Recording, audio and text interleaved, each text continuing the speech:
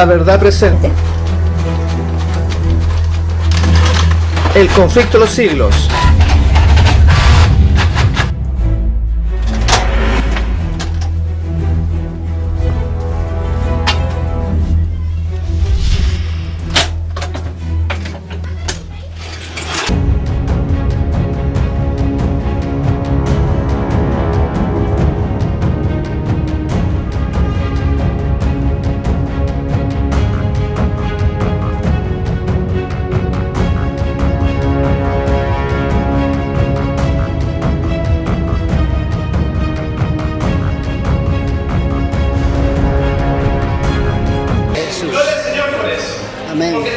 Atrás, pero la palabra de Dios nosotros creemos de que vive y permanece para siempre. Amén. Aquí estamos en el Rockefeller Center con la estatua de Prometeo a mi espalda, símbolo de Satanás. La nueva torre número 2, ¿no es cierto?, del World Trade Center. Abajo en el metro está lleno de los ojos de los Illuminatis, de esta sociedad secreta. Entonces la NASA, un centro de los poderosos del gobierno norteamericano, donde se manipula la información a las naciones. Acá estamos en la serie de Apolo, que supuestamente llegó a la Luna. El número 11, como ustedes ven ahí, fue una parte de lo que la agencia espacial engañó con el viaje al espacio del Apolo 11.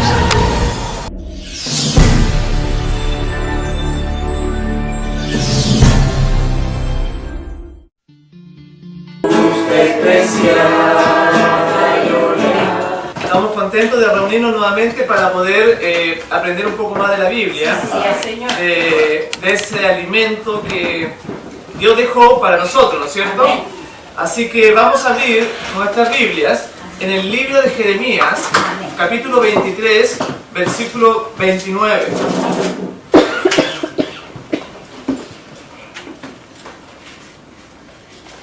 Vamos a leer lo que dice aquí Jeremías, empezando en esta ocasión, en esta noche. En el versículo 29 dice: ¿no es mi palabra como fuego? Miren qué interesante lo que dice acá. Dice Jehová, y como un martillo que quebranta la piedra. Oiga, esta palabra que tenemos en la mano es tremenda, porque es la palabra de Dios. Dice acá que es como fuego. ¿Ustedes saben lo que es el fuego? Consume, quema. ¿Qué es lo que quemará en nuestras vidas? Y se propaga. Y se propaga. Usted sabe, una pequeña chispa quema todo un bosque. ¿Qué quiere quemar la palabra en nosotros? El pecado. El pecado, exactamente. Entonces, siempre y cuando nosotros se lo permitamos, porque muchas veces oímos, pero no penetra ese fuego. Y después dice, además, no es mi palabra como fuego, dice Jehová, y como martillo que quebranta la piedra. ¿A qué piedra se refiere? El corazón de nosotros, exactamente. Porque resulta que acá, este libro está hecho para todas las necesidades del hombre. Está hecho para moldearnos. Está hecho para cambiarnos. Y por eso que es como martillo muchas veces en la piedra. Porque nosotros somos tan contumaces. Somos a veces tan rebeldes. Pero que esta piedra, este martillo, cala y hasta quiebra la piedra. Por eso dice, este librito que venimos a estudiar cada noche es la fuente y el poder de Dios. Imagínense que Dios trató de dejar todo lo que Dios necesita en un pequeño libro, como este. Pequeño, porque usted lo puede leer. ¿En cuánto tiempo lo puede? ¿Alguien ha leído la Biblia alguna vez completa? ¿Cuántas veces? 5. 5 veces. ¿Ah? Se puede que dije ya. Sí. Pero uno lo comprende. Claro, pero sí. La ha leído sí. En tu vida, ya él es joven, ya la ha leído 5 veces. En nuestra vida este libro la podemos leer 30, 40 veces. ¿Y saben qué? Dios trató de resumirlo para que está de tal manera escrito que vamos a seguirlo estudiando por la eternidad. Pero se puede leer, ¿no es cierto? Se puede leer en 5 meses, 4 meses. Pero miren lo que dice acá. Vamos a leer ahora Juan, en el último capítulo, hablando del Señor Jesús. Fíjense lo que dice acá, hablando de lo que fue la historia del Señor Jesús. En el último capítulo, Juan 21, versículos 24 y 25, dice lo siguiente. Dice, ¿sí? Evangelio de Juan. Este es el discípulo que da testimonio de estas cosas. y escribió estas cosas, y sabemos que su testimonio es verdadero. Y mira lo que dice el 25. Y hay también otras muchas cosas que hizo Jesús, las cuales, si se escribieran una por una, pienso que ni aún en el mundo cabrían los libros que se habrían de escribir. Qué interesante lo que dice acá. Dice que si escribiéramos cada faceta, cada acto de nuestro Señor Jesús, dice que pienso, inspirado por el Espíritu Santo, Juan, que ni aún los libros de todo el mundo bastarían. Pero sin embargo fue escrito lo necesario, porque si tuviéramos esta pieza llena de libros, uy, ahí sí que no, sería difícil, ¿no? Pero Dios lo dejó de tal manera para que usted pueda tener acceso a esta información y a través del Espíritu Santo poder discernirla y aprender de ella. Ahora fíjense ustedes, dice acá que muchas otras cosas que hizo Jesús, las cuales si se escribieran una por una, pienso que ni aún en el mundo cabrían los libros. ¿Sabes por qué dice eso? Porque resulta que de la vida del Señor Jesucristo, nosotros en los evangelios, ¿ustedes saben cuáles son los evangelios? Mateo, Marcos, Lucas, Juan, ¿no es cierto? Dice que si usted ve estos evangelios, se va a dar cuenta que lo que abarca de la vida de Jesús no son más que 3 meses, más o menos, 3 meses y medio. Porque cuenta, por ejemplo, el relato de la mujer samaritana. Dice que Jesús se encontró con la mujer samaritana y hay todos unos versículos de eso. Pero eso ocurrió ¿en cuánto rato? En media hora. Dice que Jesús iba al estanque de Betesda, ahí donde estaban los enfermos, y cuenta el relato del paralítico de Betesda, y eso sucedió también como en una hora. Entonces, si usted empieza a analizar de la vida de Jesús, se va a dar cuenta que por lo menos hay solamente 3 meses de su vida. ¿Y cuánto fue su ministerio? ¿Cuánto? 33. Pero el ministerio público. 3 años. 3 años, exactamente fueron 3 años Y medio. y medio. Y fíjese que tenemos 3 meses. ¿Y qué del resto? Por eso cuando el apóstol Juan dice que si se escribieran las cosas que realizó Jesús una por una, dice que pienso que ni aún todos los libros de la tierra podrían caber en lo que él hizo. Pero ahí tenemos 3 y medio años. Pero, ¿y los 30 años anteriores? ¿Cuántas cosas habrá hecho el Señor Jesús? Tremendas. Y por eso, hermanos, que este libro es como fuego. Es como aquel martillo que le pega a la piedra. Porque está condensado de tal manera para que esté el poder de Dios y usted pueda apreciarlo así en forma condensada. No muchos libros, solamente uno. Y entonces, fíjese, tenemos cuando el Señor Jesús nace allí en Belén, ¿no es cierto? Tenemos también a los 12 años cuando se presenta en el templo y se da cuenta cuando José y María lo llevan, realiza el sacrificio, es por primera vez, porque a los 12 años recién el niño podía entonces participar de los cultos. Y entonces ahí se da cuenta, cuando matan al cordero, se da cuenta que ese cordero lo representaba a él. Y ahí tenemos, cuando nace, cuando va al templo y después los 30 años en ministerio público, tenemos más o menos 3 meses. ¿Y qué del resto? Sí, de la juventud.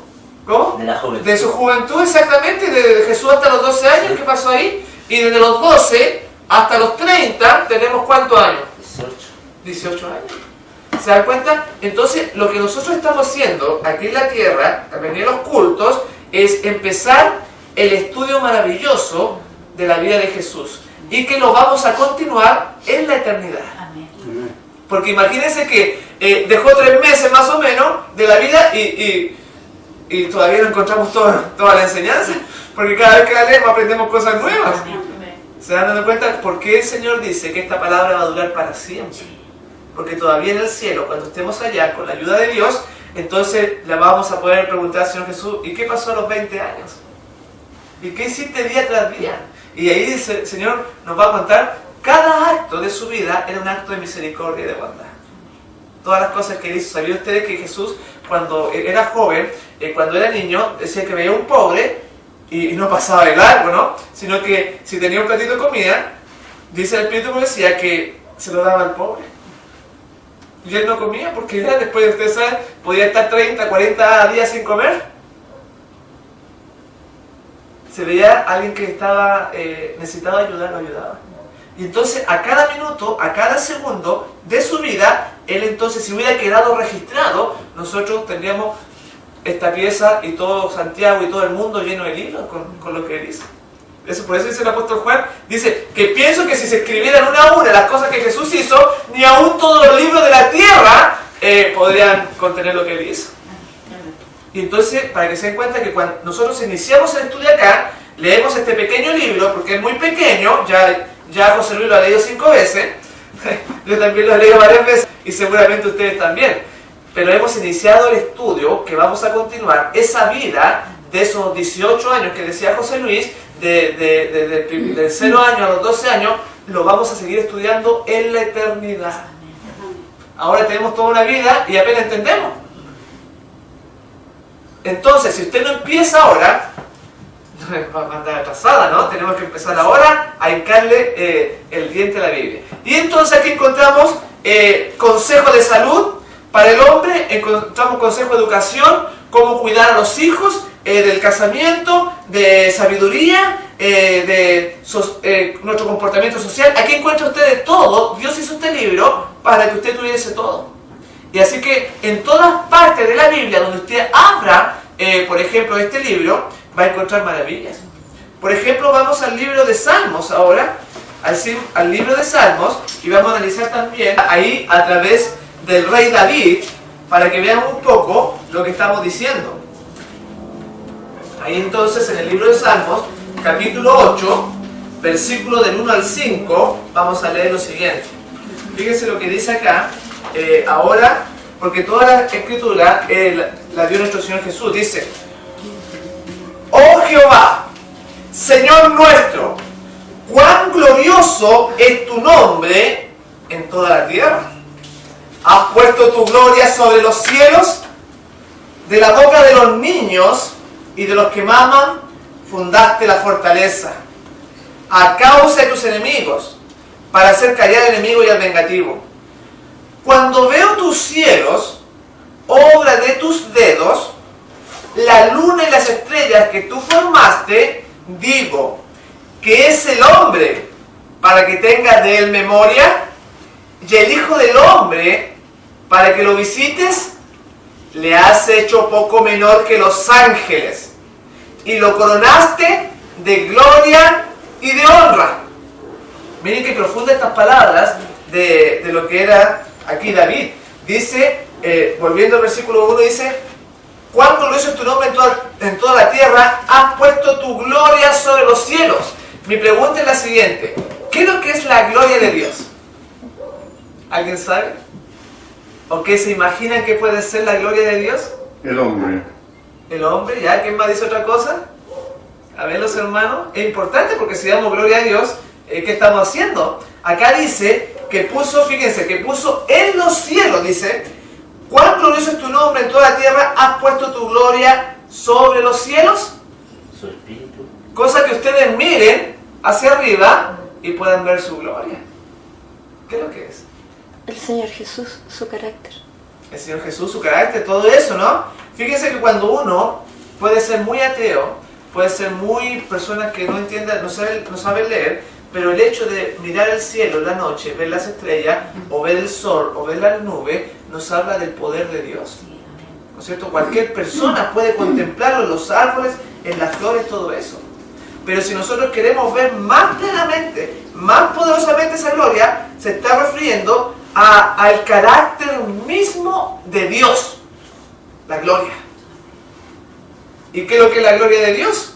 La gloria de Dios es su bondad, su amor, su carácter, su misericordia que trata al ser humano, su justicia. Todo eso está representando la gloria de Dios, y cuando decimos nosotros que la gloria de Dios se refleja en el Señor Jesús, estamos viendo los atributos de Dios, del Padre, en una persona que yo puedo ver, que yo puedo contemplar, y al contemplar a Jesús, contemplo la gloria de Dios. Y entonces fíjense lo que sigue diciendo acá, en el versículo 5. 4 dice, digo, ¿qué es el hombre para que tengas de él memoria? Y el Hijo del Hombre, para que lo visites. Se ha preguntado, mi hermano, ¿qué es lo que es usted para que Dios lo considere? Porque imagínense, pónganse ustedes en el lugar de Dios, o pongámonos mejor del lugar del alcalde, supongamos, y de ahí vamos a subir a senador, a presidente y para arriba, ¿no es cierto? Por ejemplo, el alcalde, ustedes pueden ver que le puede dar ¿cómo se llama? Un permiso de venta a su amigo, porque el alcalde, ¿no es cierto? Tiene el poder para darle, a lo mejor él te dice, no, tú me caes mal, a ti no te doy un permiso de vender algo, supongamos. Entonces tiene ciertas características, ciertas cualidades que él puede definir, porque lógico es el alcalde, si quiere dar permiso para que construyan ahí alguna cosa, y si no quiere no se lo dan, porque son las facultades del alcalde.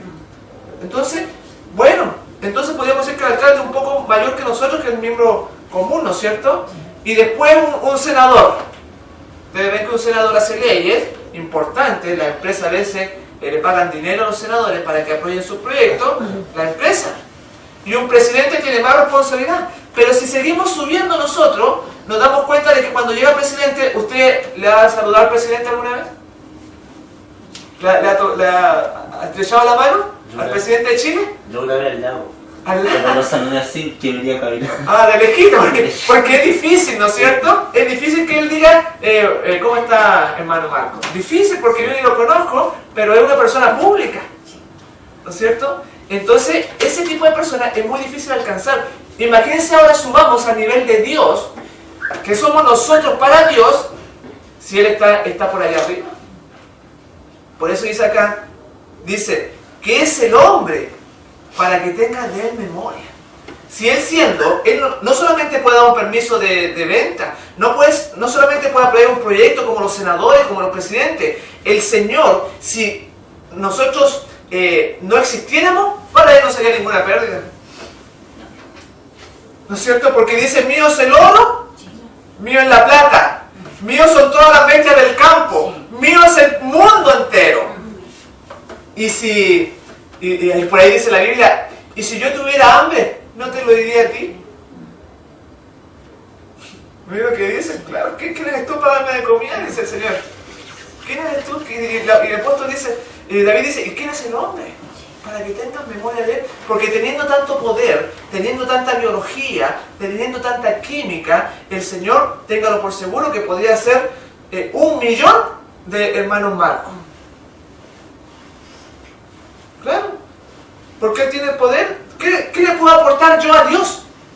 ¿Qué le hace falta algo? ¿Le hace falta abrigo? ¿Le hace falta comida? ¿Le hace falta una casa? ¿Qué le puedo aportar yo a Dios? Y entonces cuando Juan acá dice, ¿qué es el hombre? Para que tengas de él memoria. Y el Hijo del Hombre, para que lo visites. ¿Se han puesto a pensar que somos nosotros? Para Dios. Entonces, hermano, el privilegio que nosotros tenemos de ser llamados hijos de Dios es más honorable que tener el privilegio con un presidente de la República, con un senador, con un alcalde. Y el hecho de que estemos nosotros acá en este lugar es porque de alguna manera estamos también alabando a Dios con nuestra presencia, agradeciendo por tan alto privilegio que nos da. Pero miren lo que sigue diciendo David. Le has hecho poco menor que los ángeles, versículo 5, y lo coronaste de gloria y de honra. Noten, dice que acá al ser humano, este ser indefenso, que es poco menor que los ángeles, dice que estamos con pecado y todo eso, dice además que cuando nos hizo, nos coronó de gloria. ¿Y qué es lo que era la gloria? Recién lo dijimos. El carácter de Dios. El carácter de Dios, la bondad, el tratar bien a mi hermano, la misericordia, la justicia, ser correctos con todos. Dice que cuando creó Dios a Adán y Eva, lo llenó de esas facultades nobles y elevadas. Y entonces en Adán, cuando lo crea, entonces se podía ver, al contemplar a Adán, se podía contemplar la gloria de Dios, se podía contemplar el carácter del Padre, el carácter de Jesús. Ahora fíjense, le hiciste señorear sobre todas las obras de tus manos. El 5.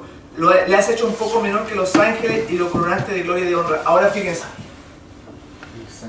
Estamos en Salmo, capítulo 8, versículos 5. Y entonces, si nosotros vemos que Dios nos mira a nosotros, pobres seres humanos, caídos en pecado, nos mira desde las alturas, nos mira con gloria y con honra, ¿por qué entonces entre nosotros nos tratamos tan mal? Cuando nosotros contemplemos a alguien, contemplemos lo que Dios quiso que esa persona fuese. Que contempláramos la gloria de Dios en la persona. Y entonces, con la esposa, en el trato mutuo, con los novios, como José Luis, y que se tiene que mantener el matrimonio. Entonces, cuando uno tiene esta perspectiva de cómo Dios nos mira a nosotros, nuestro trato con nuestro semejante va a cambiar. Es mejor. Pero si nosotros somos despóticos y todo eso, es porque no queremos que la gloria de Dios se refleje en nosotros. Nuestro trato debiera ser con cada semejante, con cada prójimo, debiera ser no como fijándome yo en los defectos de la persona, sino como quien quiere restaurar en esa persona que ha caído, en esa persona que está en pecado, como alguien que quiere restaurar la imagen perdida de Dios en esa persona. ¿Y qué puedo hacer yo en vez de fijarme en sus defectos? ¿Qué puedo hacer yo para que esa persona sea restaurada? Y cuando yo pienso de esa forma, el carácter de Jesús está brillando en mi vida. Porque eso fue lo que vino a hacer Jesús. ¿Se han dado cuenta? Entonces, miren, cada cosita aquí que encontramos en la Biblia es tremenda. Por eso recién dijimos que si todas las cosas, como decía Juan, que si todas las cosas que hizo el Señor Jesús se escribieran, realmente no caberían los libros en el mundo. Porque imagínense que ahora estamos en el libro de los Salmos. Sería más difícil estudiarlo. Sería mucho más difícil, claro. Pero Dios lo dejó aquí condensado en un pequeño libro que, como José Luis ya lo ha leído 5 veces. Que muy bien. Y ojalá que ustedes también sigan leyendo, porque aquí tenemos la sabiduría infinita. Vamos a ver ahora, nosotros en el libro de Mateo, capítulo 26 ahora, versículo 17. Vamos a ver ahí ahora, noten, en el capítulo 26, lo que habla, para que sigamos viendo esta gloria que estamos estudiando. Mateo 26.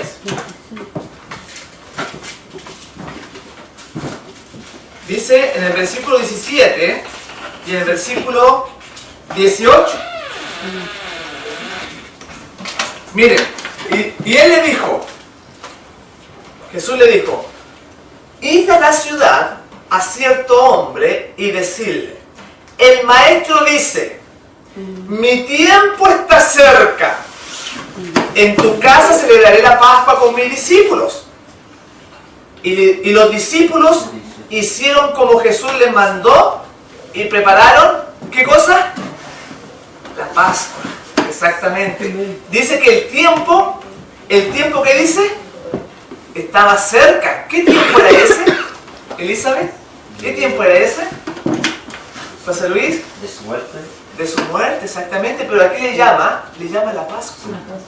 Para que vean ustedes de que Dios tiene tiempos definidos. Ya Él sabía que al otro día iba a morir, el día viernes.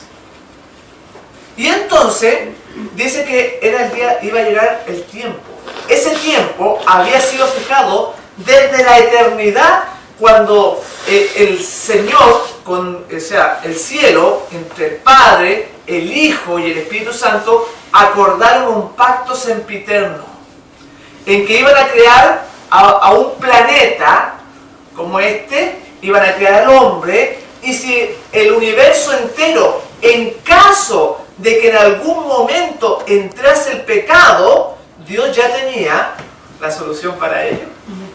Entonces hicieron un pacto. Y entonces dijeron, mira, si pasa esto, si el hombre cae, si un ángel se revela, vas a ir tú para morir por ellos. Y entonces fijaron una fecha.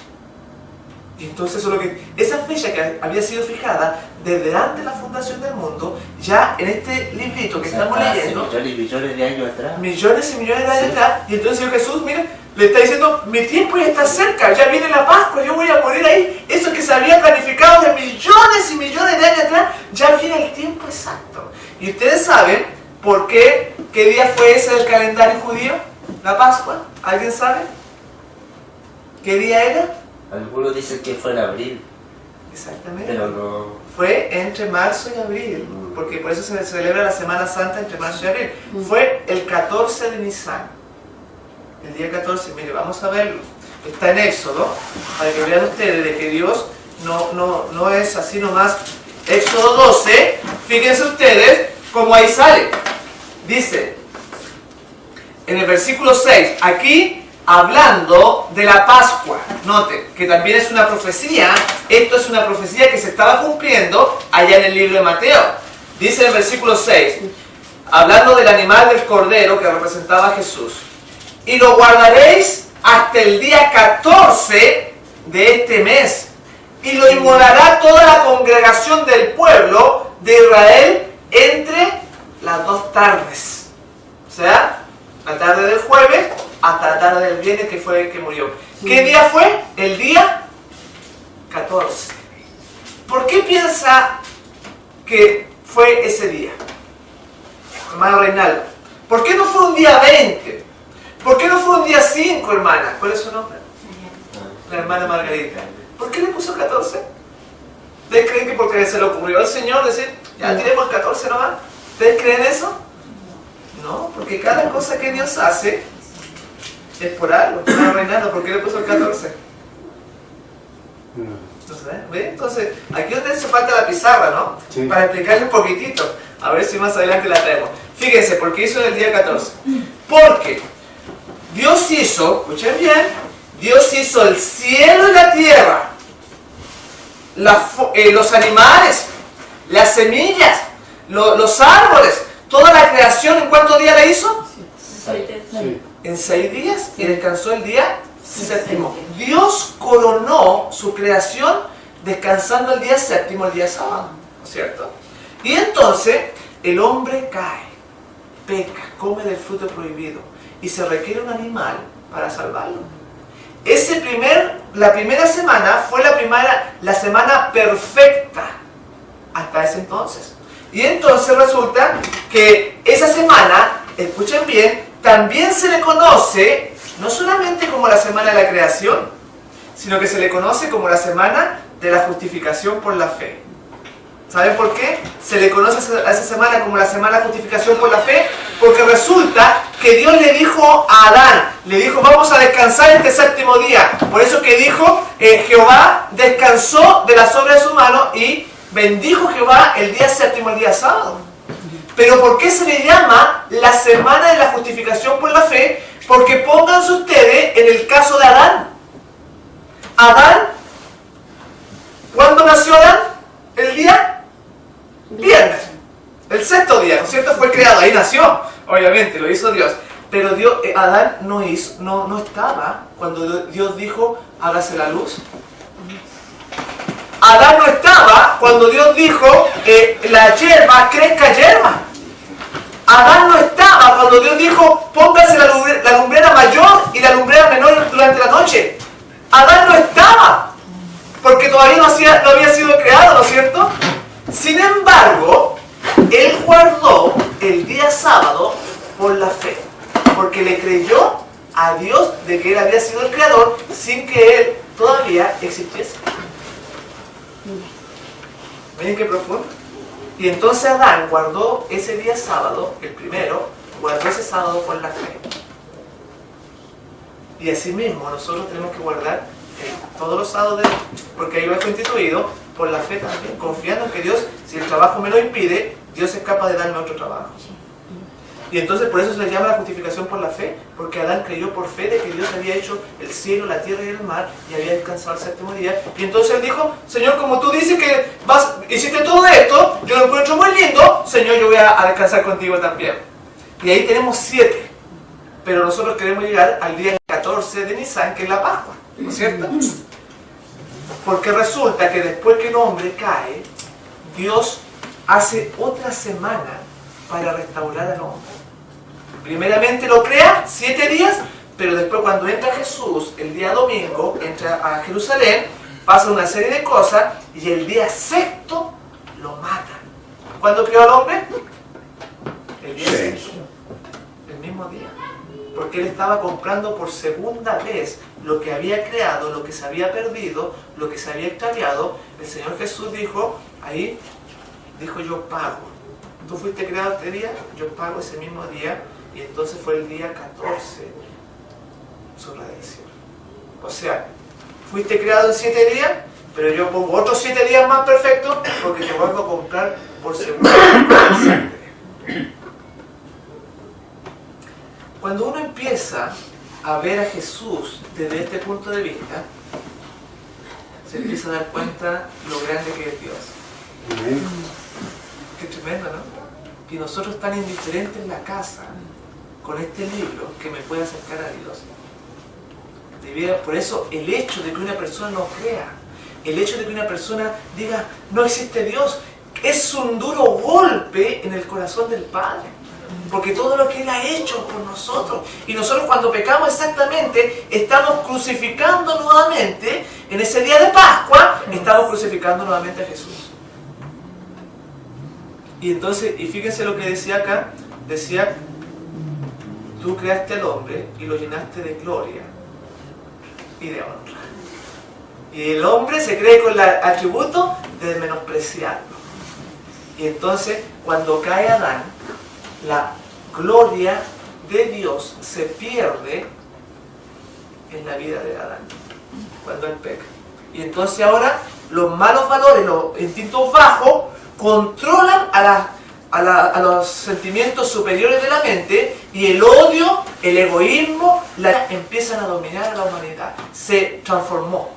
Antes los conceptos superiores dominaban a las bajas pasiones. Después que él cae, se invierte. Y entonces desaparece la gloria de Dios en el hombre. Y por eso usted puede ver salir a la calle y no ve nada. Usted mira a una persona y no ve nada. Pero esta redención de este día 14 de Nisan, quiere el Señor restaurarnos, redimirnos a la condición de Adán, para que nosotros participemos de la gloria que en un principio Dios le había dado al hombre. Y eso no es solamente venir a reunirse acá, no es solamente ponerse una corbata y abrir la Biblia, es vivir el Evangelio, vivir esta palabra en la vida cotidiana, en la casa, en el trabajo, en todas partes, que forme parte de nuestra esencia. Y entonces cuando usted logre eso, cuando el Señor haga una transformación en su vida, usted puede andar tranquilo por la calle, andando en paz, sabiendo que si se muere, que si pierde el trabajo, que si se cae un meteorito encima de usted, usted está tranquilo. Porque sabe que está con Dios.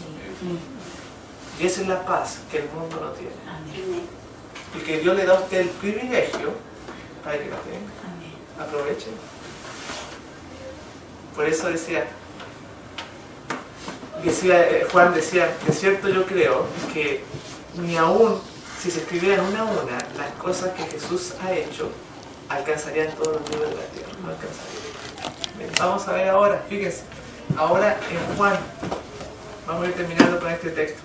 En Juan ahora, capítulo 1, para que nos enriquezcamos de este libro maravilloso. Dice, versículo 14. Y aquel verbo fue hecho carne. ¿Quién es ese verbo? Jesús. Jesús, ¿no es cierto? Está hablando de Jesús. Y aquel verbo fue hecho carne y habitó entre nosotros y vimos su gloria. Oiga, qué tremendo. Ahí salió la palabrita otra vez. Dice, gloria como del unigénito del Padre, lleno de gracia y de verdad. Si usted quiere contemplar la gloria del Señor, solamente tiene que mirar a Jesucristo. Ahí usted va a ver todo el panorama, todo el espectro, todo lo que usted necesita, la forma que usted tiene de vivir. No se confunda con los modelos humanos. No se confunda con las instituciones. Muy lindo podrá parecer. Podrán venir muchos millones de personas, pero si la imagen de Jesucristo no se refleja en su medio, no sirve para nada. Y para eso se requiere fe. Y acá decía entonces, y aquel verbo fue hecho carne y habitó entre nosotros, habitó. Fíjense ustedes que ya es difícil habitar con otra persona, por ejemplo en el metro. Ahí vinimos en el metro, ¿no? Estaba lleno, repleto, y yo por ahí medio incómodo, me empujaban para allá, me empujaban para acá. Ya es difícil habitar con otra persona. Es difícil ya, en estos tiempos modernos, compartir un matrimonio con una persona que fue educada en forma distinta a uno, tiene otros valores, tiene otros principios, tiene otros gustos, y por eso que ustedes ven como la tasa de divorcio ha aumentado tanto en Estados Unidos y en Chile, porque cuesta. Pero sin embargo, el Señor Jesús dice que descendió a esta tierra y ya habitó en medio nuestro. Y fíjese que solamente el mundo pudo soportarlo 33 años y medio. Y lo mató. Porque el bien y la tiniebla no pueden vivir juntos. Lo mató. No pudo soportar la luz hermosa que él traía. Se rebeló en contra de él y lo crucificó en una cruz. Pero sin embargo, él estuvo con nosotros y se hizo sangre, se hizo cuerpo, se hizo una mente igual que nosotros, y dice que caminó el verbo, el poder del universo infinito, dice que caminó entre medio de los hombres. Y entonces fue tan compenetrado de la naturaleza humana que él dijo, si ustedes le hacen daño a este niño, es como que me hicieran daño a mí. Porque Jesús había penetrado tanto de la naturaleza humana, de su forma de ser, de cómo usted vive, de cómo siente, de cómo experimenta, que hasta cuando usted le hace mal a alguien, dice, a mí me lo estás haciendo. Aún siendo la naturaleza como está, del hombre. Por eso es que cuando Él dice, el Señor dice, lo coronaste de gloria y de honra, era porque quería Él restaurarlo a usted, a que no hable mal garabatos, a que usted no mienta más por teléfono, a que tengamos una vida devocional buena, porque la gloria de Jesús es su carácter, igualito que Jesús. Por eso es que está profetizado que no solamente va a haber uno en el Apocalipsis, ni va a haber dos, sino que va a haber un pueblo que va a seguir al Cordero por donde quiera que va. Amén. Y ustedes saben, el camino del Cordero fue el camino de la humillación. Así es. Fue el camino de la humildad, de la sencillez. ¿Y a quién le gusta ser sencillo hoy en día? Si yo tengo el mejor televisor, el mejor auto, ¿no es cierto? Una casa de 2 pisos ahí con piscina. ¿Quién quiere ser humilde ahora? Qué tremenda la contradicción. Por eso es que no estamos viviendo en Santiago. ¿Sabe dónde estamos viviendo nosotros?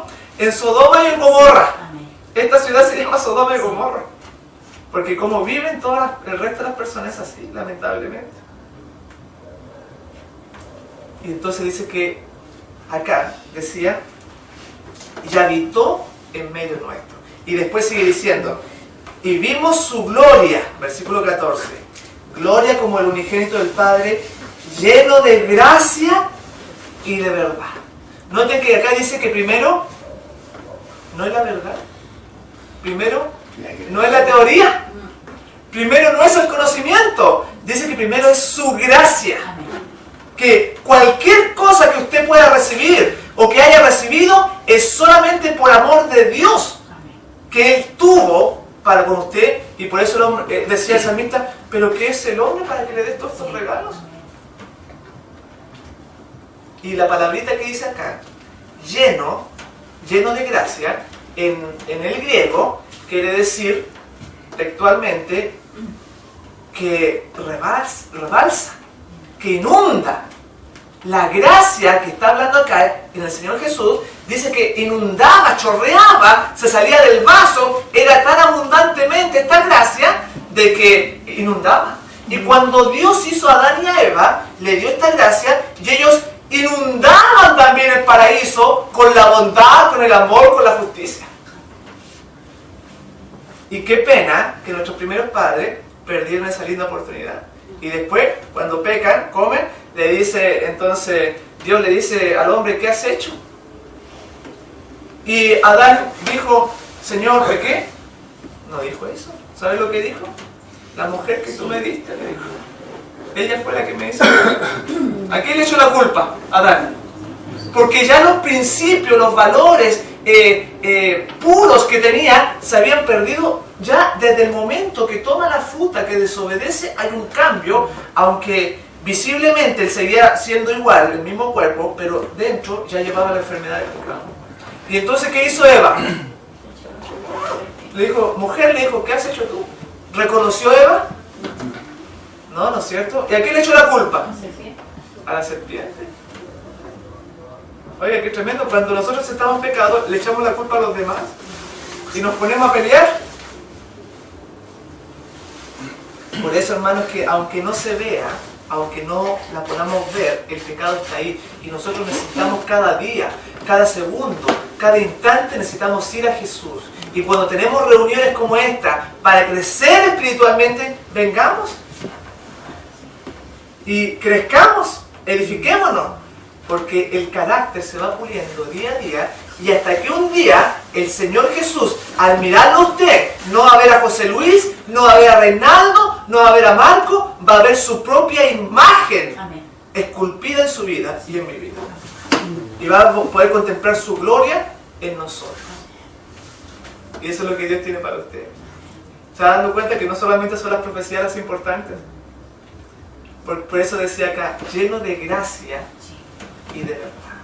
Y ahí entonces, cuando usted recibe la gracia, esa gracia que inunda en su vida, su hogar cambia.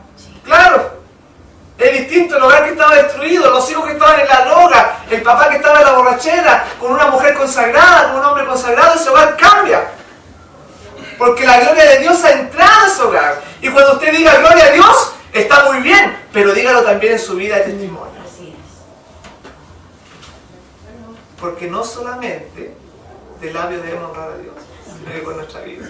Y cuando uno dice de boca, y lo dice con y lo hace con su vida, ha llegado a la perfección.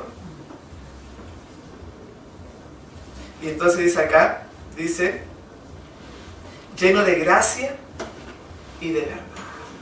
Qué lindo, ¿no? Por eso también dijimos ayer, la verdad, ¿quién era? ¿Recuérdenme, Reinaldo? Jesús. La verdad era Jesús. Usted quiere aprender la verdad. La verdad no es un libro, la verdad no es una religión, la verdad no es una doctrina. La verdad es la persona de Jesús. Si usted quiere saber cuál es la verdad en el mundo para salvarse, vaya a Jesús. Yo soy el camino, dijo él. Yo soy la verdad y soy la vida. ¿Se han dado cuenta entonces por qué cuando empezamos este mensaje en el libro de Jeremías decía que la palabra es como el fuego que consume el pecado? Decía que era como un martillo que le pega a la piedra, que la destruye nuestra dureza, se derrite el corazón humano.